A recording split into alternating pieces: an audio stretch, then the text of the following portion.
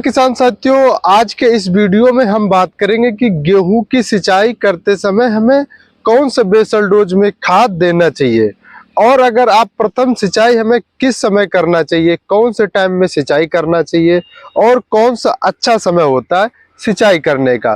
क्योंकि सिंचाई पर भी डिपेंड होता है कि आप किस नमी पर गेहूं की बुआई की थी और आपके खेत में कितनी नमी है इस समय जो आप सिंचाई करना चाहते हैं, या फिर डिपेंड करता है कि आपकी मिट्टी कैसी है, भारी है कि हल्की है, इस पे भी डिपेंड करता है। अगर हम वैज्ञानिक तरीके से देखते हैं तो 21 से 25 दिन के बीच में हम लोग सिंचाई कर देते हैं। और अगर आपके खेत पे मिट्टी अगर भारी है, उस पे डिपेंड करता है कि नमी क्या है। तो किसान साथियों, इन सब चीज़ों पर आज के इस वीडियो में हम चर्चा करेंगे। अगर अभी तक हमारा यूट्यूब चैनल नहीं सब्सक्राइब किया तो चैनल को आप सब्सक्राइब कीजिएगा। फ्री ऑफ कॉस्ट, कोई पैसा नहीं पड़ता है सब्सक्राइब करने का। और ज़्यादा से ज़्यादा किसान साथियों को आप जरूर शेयर कीजिएगा। साथियों, अब की बार जो तापमान है तो उतार चढ़ाव का, यानी कभी कम कभी ज्यादा है। तो इस वजह से क्या है कि पौधा जो है स्ट्रेस में भी जाने के चांस है। तो इन सब चीजों को विशेष तौर पर हमें ध्यान में रखना है। और किसान साथियों, हमें उत्पादन बहुत अधिक लेना है। लेकिन किसान साथियों, अगर हम बात करें कि गेहूं की तकरीबन जब हम बुआई करने के 20 से 25 दिन के बाद जड़ों का अच्छा विकास होना प्रारंभ हो जाता है। जैसे कि आपको बता दें कि इस समय इसमें सेमनीस जड़ है और कुछ दिन बाद इसमें ये जड़ जो खत्म हो जाएगी, इसके बाद बचेगी क्राउन जड़। क्राउन जड़ का हमें विकास करना बहुत जरूरी होता है। अगर हम क्राउन जड़ का विकास अच्छा कर देंगे तो उत्पादन भी बहुत अच्छा होगा। लेकिन डिपेंड करता है कि क्राउन जड़ जब अच्छा ग्रोथ करेगी तो उस समय हमने बेसल डोज में हमने क्या क्या दिया था। अगर आपने अच्छा बेसल डोज में दिया है तो फिर बहुत अच्छी तरीके से ना उत्पादन मिलेगा। अगर आप नहीं दे पाए बेसल डोज तो आपको प्रथम सिंचाई के समय बेसल डोज बहुत अच्छी तरीके से देना, ताकि हम उत्पादन बहुत अधिक ले सके।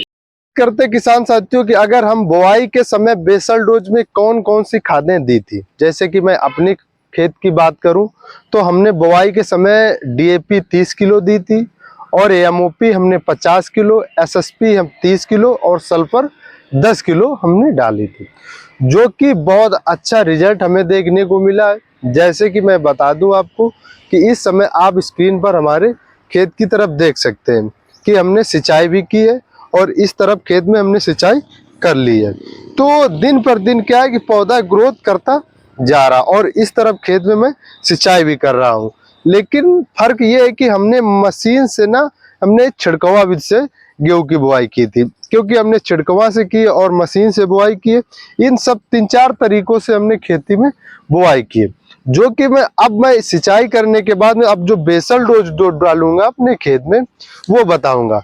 और दूसरी बात, अगर किसान साथियों आपको बता दें कि अगर आपने ये जो डीएपी, एसएसपी और सल्फर अगर आपने नहीं डाल पाए बुआई के समय तो आप सिंचाई के समय जरूर डालिएगा।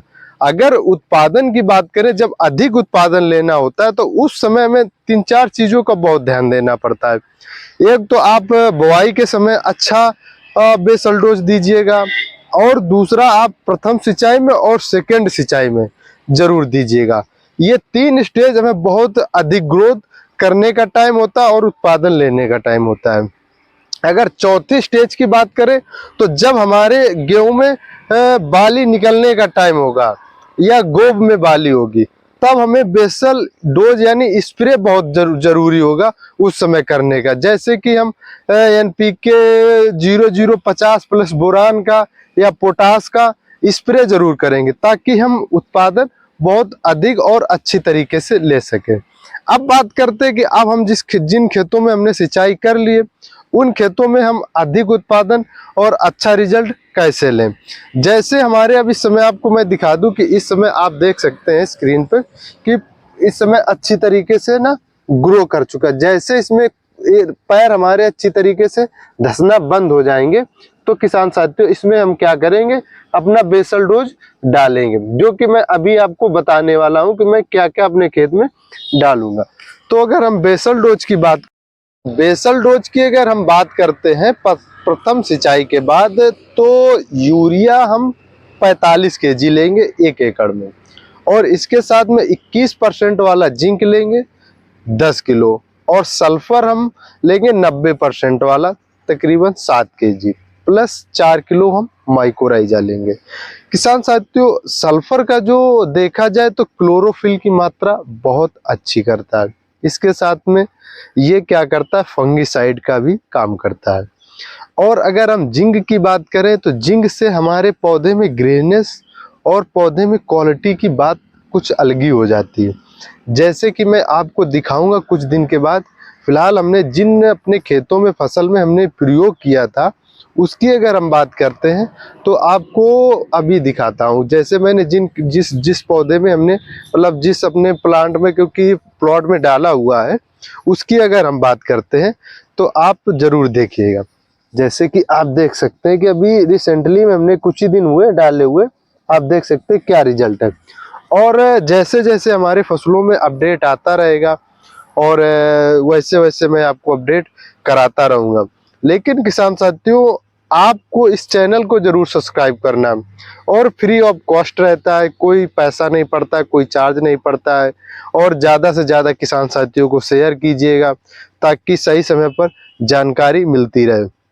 और इस समय पीछे जो हमारा प्लॉट है, इसमें मैं सिंचाई करा रहा हूँ, और सिंचाई कराने के बाद में जैसे जैसे कोई नया अपडेट आता है वो आपको जरूर बताते हैं।